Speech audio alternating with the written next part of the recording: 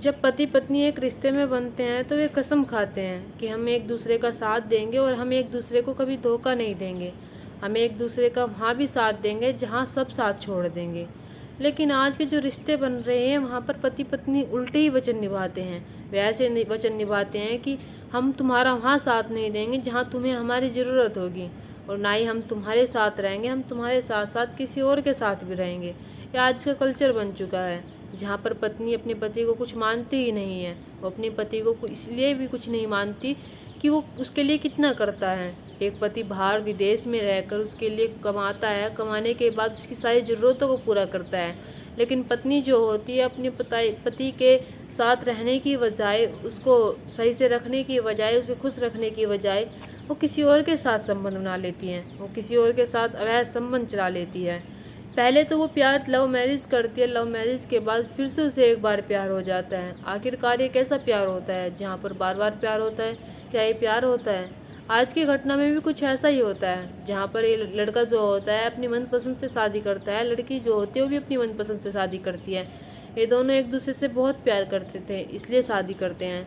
लेकिन शादी के बाद ये लड़की जो होती है इसे एक बार फिर से प्यार हो जाता है। अब ये प्यार का नाम दें या फिर क्या दें? चले तो आखिरकार इस घटना में क्या होता है, जानने के लिए बने रहिए इस कहानी के साथ। नमस्कार, आदाब, सत श्री अकाल, हर हर महादेव। मेरा नाम रूपा है और आज की घटना उत्तर प्रदेश का एक जिला लगता है मेरठ। ये मेरठ की घटना है। वहाँ पर एक व्यक्ति रहते हैं जिनका नाम मुन्ना लाल होता है। मुन्ना लाल के 3 बच्चे होते हैं। सबसे बड़े बेटे का नाम जो होता है बबलू होता है, फिर सौरभ राजपूत होता है और तीसरी के शिवानी होता है। यानी कि 3 बच्चे होते हैं इनके। अब तीनों बच्चों में से सौरभ राजपूत जो होता है, ये कहानी जो होती है साल सन 2015 से शुरू होती है। सौरभ राजपूत उस टाइम पर बीटेक कर रहा था और उसकी जो प्रथम वर्ष चल रहा था। अब ऐसे सौरभ राजपूत जो होता है उसके जो दोस्त होते हैं, अपने दोस्तों के साथ घूमता रहता था। जब अपने दोस्तों के साथ घूमता रहता था तभी उसकी मुलाकात एक लड़की से होती है। वो लड़की उसे दुकान पर मिलती है। जब दुकान पर वो लड़की को देखता है तो पहली नज़र में उसे उससे प्यार हो जाता है।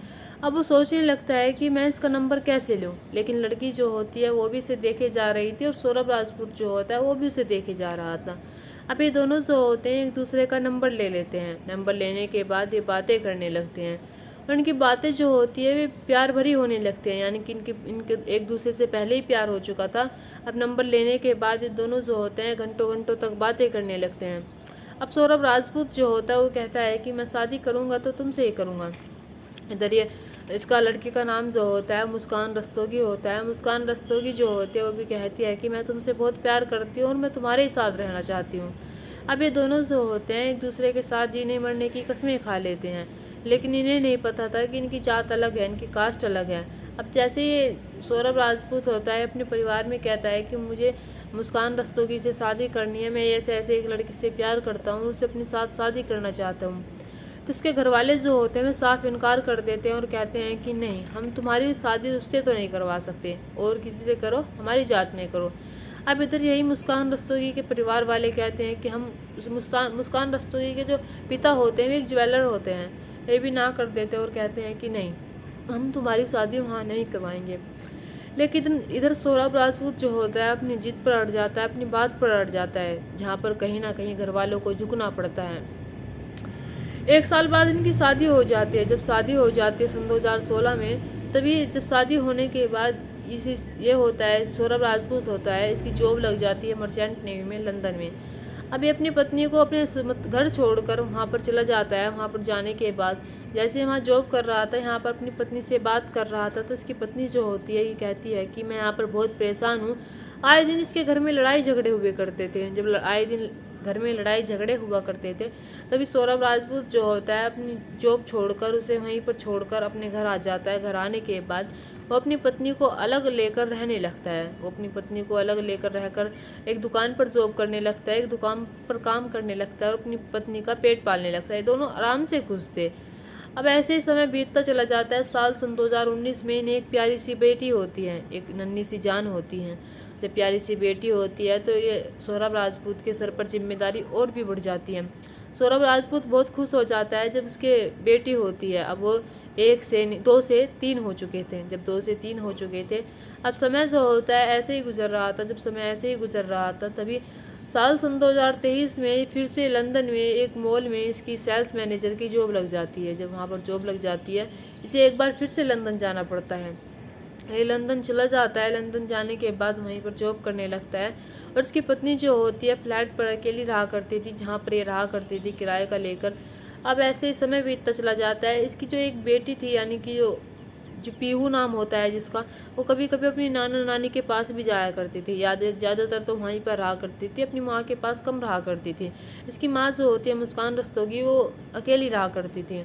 अब ऐसे समय बीतता चला जाता है। ये जो लड़का होता है सौरभ राजपूत, इसे 2 साल हो जाते हैं लंदन में रहते रहते। इसका वीज़ा ख़त्म हो जाता है। एक बार फिर से अपने घर आता है। घर से आने की सबसे बड़ी खुशी इसकी ये होती है क्योंकि इसकी पत्नी का बर्थडे होता है और इसकी बेटी का बर्थडे होता है। उसे मनाने के लिए पहले ही आ जाता है और आने के बाद ये उन दोनों से बर्थडे बनाता है आराम से, बड़ी खुशी से। और बर्थडे बनाने के बाद ये आराम से रहते हैं। आराम से रहने के बाद ये घूमने का प्लान बनाते हैं। अब घूमने का प्लान बनाने के बाद ये दोनों जो होते हैं एक मनाली जाते हैं घूमने। मनाली जाने के बाद ये अपनी माँ से बताती है कि माँ, हम दोनों मनाली जा रहे हैं घूमने के लिए, पीहू को आप अपने पास रख लो। पीहू को वे अपने पास रख लेती हैं। वे दोनों जो होते हैं मनाली चले जाते हैं घूमने के लिए और वे 4 मार्च को जाते हैं। जब 4 मार्च को जाते हैं और वे 13 दिन बाद आते हैं। 13 दिन बाद आने के बाद जब वो अपने घर आते हैं, घर आने के बाद वो फिर से अपने घर जाती है, यानी कि अपने मायके जाती है। मायके जाने के बाद उसकी माँ जो होती है वो कहती है कि बेटा, सौरभ से मेरी बात नहीं हुई है, वो तुम्हारे साथ गया था, वो कहाँ पर है, मुझे उससे बात करनी है। तो ये बेटी जो होती है कहती है कि पता नहीं माँ वो कहाँ पर है, पर मेरे साथ गया था लेकिन मुझे नहीं पता। अब जब ये सारी बातें वो कह रही थी तो उसकी माँ जो होती है वो सोचने लगती है कि कुछ बात में झोल है। आखिरकार ये बता क्यों नहीं रही है सही से, इसकी आवाज़ ऐसी क्यों लग रही है, क्योंकि वो पहले से ही फ़ोन पर रो रही थी। उसकी आवाज़ जो होती बड़ी घबराहट सी थी। तो उसकी माँ जो होती है इसलिए सौरभ को पूछती है। अब वो पूछती है कि बेटा क्या बात हुई, तो वो जो होती है मुस्कान रस्तोगी, वो रोने लगती है। रोते रोते वो अपनी माँ को तो नहीं बताती। इसकी माँ जो होती है अपनी उसके पिता से जाकर कहती है कि तुम ही जाकर पूछो, क्योंकि उसकी माँ इतनी बनती नहीं थी मुस्कान रस्तोगी की, लेकिन उसके पिता की बहुत बनती थी। उसके पिता जो होते हैं उससे बार बार पूछते हैं कि बेटा क्या हुआ, तुम रो क्यों रही हो। तभी ये जो होती है मुस्कान जो होती है कहती है कि पिताजी, सौरभ इस दुनिया में नहीं रहा। जब ये बात वे दोनों सुनते हैं तो उनके पैरों के तले से ज़मीन खिसक जाती है और सोचने पर मजबूर हो जाते हैं कि आखिरकार ये लड़की क्या कह रही है। वो कहती है कि उसे उसके घर वालों ने मार डाला, उसे उसके भैया ने मार डाला, उसकी बहन ने मार डाला, उसके जीजा ने मार डाला। जब ये सारी बात कहती है तभी ये यकीन नहीं कर पा रहे थे कि वे ऐसा भी कर सकते हैं। लेकिन उसकी जो माँ होती है वो कह रही थी कि ये झूठ बोल रही है, कुछ और बात है। मैं अपनी बेटी को सही से जानती हूँ, अच्छे से जानती हूँ। वो अपने पति से कहती है कि समझाओ, इसे प्यार से पूछो। जो उसका पिता होता है मुस्कान का, वो कहता है कि बेटा मैंने तुम्हारा हर जगह साथ दिया है, अगर उन्होंने ऐसा किया भी था तो तुमने जब ही क्यों नहीं बताया हमें आकर, तभी क्यों नहीं बताया, अब क्यों बता रही हो इतने दिन बाद। तो जो मुस्कान होती है वो रोती रहती है। जब रोती रहती है तो जब उन्हें बाद में झोल लगता है तब इसके पिता जो होते हैं वे कहते हैं कि बेटा तुम हमें सच सच बता दो, हम तुम्हारी मदद करेंगे। और मैंने देखो तुम्हारा हर जगह साथ दिया है, चाहे तुम गलत हो चाहे सही हो, मैं तुम्हारा अब भी साथ दूंगा। प्लीज़ तुम बता दो कि क्या हुआ है, तुम्हारा तो इसमें कोई रोल नहीं है। तब मुस्कान रस्तोगी जो होती है वो टूट जाती है। टूट जाने के बाद कहती है कि पापा, मैंने सौरभ राजपूत को मार डाला। जब ये बात सुनते हैं तो वाकई में वे सोचने समझने की शक्ति खो चुके थे। वे सोच ही नहीं पा रहे थे कि उनकी बेटी ऐसा भी कर सकती है। तभी ये पुलिस स्टेशन जाते हैं। पुलिस स्टेशन जाने के बाद वहाँ पर अपनी बेटी को हिरासत में दे देते हैं और कहते हैं कि इसने अपने पति को मार डाला। अब जब पुलिस वाले ये बात सुनते हैं तो पुलिस वाले उससे पूछताछ करते हैं। उसमें एक और नाम आता है जिसमें आता है साहिल। साहिल का जब नाम आता है तो साहिल को भी लाया जाता है। जब साहिल को लाया जाता है तो दोनों को उन्हें बैठाया जाता है। उनसे पूछा जाता है कि आखिरकार तुमने उन्हें क्यों मार डाला। अब वे जो होती है मुस्कान रस्तोगी होती है, वो अपने पिता पर इतना विश्वास करके बताती है। तो अपने पिता से कहती है कि आपने मेरे साथ क्यों किया। उसके पिता जो होते हैं यानी कि सौरभ राजपूत के जो ससुर होते हैं वे बाकी में इतना रो रहे थे, इतना गिड़गिड़ा रहे थे। उसकी जो सास होती है वो भी बहुत रो रही थी। कहती हैं कि हमारा ही बेटा था वो, हमारे बेटे जैसा था वो, हम नहीं चाहते कि उसे इंसाफ ना मिले। इसलिए वो अपनी बेटी को पुलिस स्टेशन ले आते हैं और उसे वहाँ पर लाने के बाद पुलिस वालों से कहते हैं कि आप पूछताछ कीजिए। अब पूछताछ करते हैं, पुलिस वाले जब पूछताछ करते हैं तभी ये जो मुस्कान रस्तोगी होती है एक ऐसी कहानी सुनाती है जिस कहानी पर यकीन करना वाकई में बहुत ही ज़्यादा भारी बात है। यकीन किया ही नहीं जा सकता कि ये एक पत्नी अपने पति के साथ ऐसा भी कर सकती है। मुस्कान रस्तोगी जो होती है वो बताती है कि कुछ साल पहले उसकी मुलाकात जो हुई थी साहिल से हुई थी। साहिल जो होता है उसका स्कूलमेट फ्रेंड होता है, यानी कि 8वीं तक उसके साथ पढ़ी हुई थी। अब जो स्कूलमेट फ्रेंड होता है तो उससे बातचीत करने लगती है, उसकी दोस्ती फिर से एक बार हो जाती है। जब फिर से एक बार उसके साथ दोस्ती हो जाती है तो ये दोनों जो होते हैं एक दूसरे से बात करने लगते हैं। जब एक दूसरे से बात करने लगते हैं तो ये अपनी कहानी बताती है कि मैं सौरभ राजपूत से प्यार करती हूँ और उससे मैंने कुछ साल पहले ही शादी की है।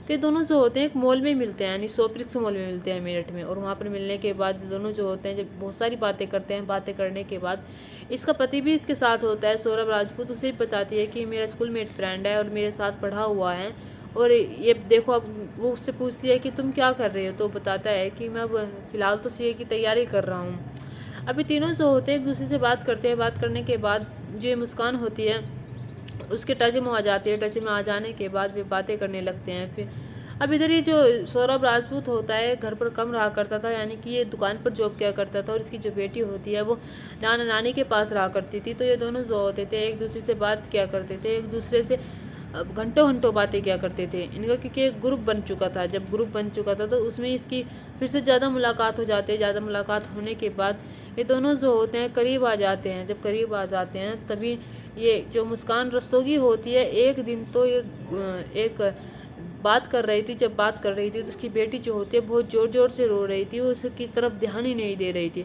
तो ये मकान मालिक आ जाता है। जब मकान मालिक आता है ये चीज़ देखता है तो उसे यकीन नहीं हो रहा था कि इसकी माँ क्या कर रही है, बेटी रो रही है और माँ फ़ोन पर लग रही है। तो वो ये चीज़ देख लेती है कि मकान मालिक ने ये देख लिया, वो चुप करा लेती है। तो चुप कराने के बाद मकान मालिक जो होता है वो सौरभ राजपूत से कहता है कि भाई तेरी बेटी बहुत रो रही थी आज, तेरी पत्नी फ़ोन पर लगी हुई थी, ऐसी कौन सी ज़रूरी बात कर रही थी जो उसे अपनी बेटी भी नहीं दिखी। सौरभ राजपूत जो होता है इस चीज़ का विरोध करता है और कहता है कि तुम क्या कर रही थी जो मेरी बेटी रो रही थी।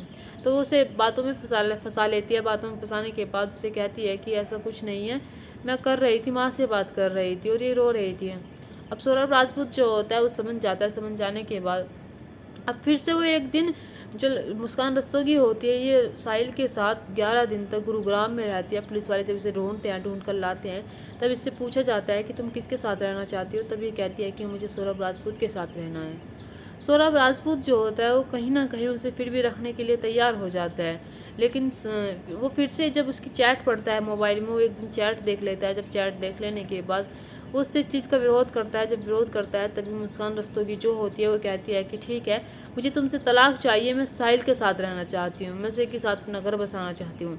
जब वो ये बात सुनता है सौरभ राजपूत तो वो कहता है कि मैं तुम्हें तलाक तो नहीं दूंगा, तुम्हें मेरे ही साथ रहना है।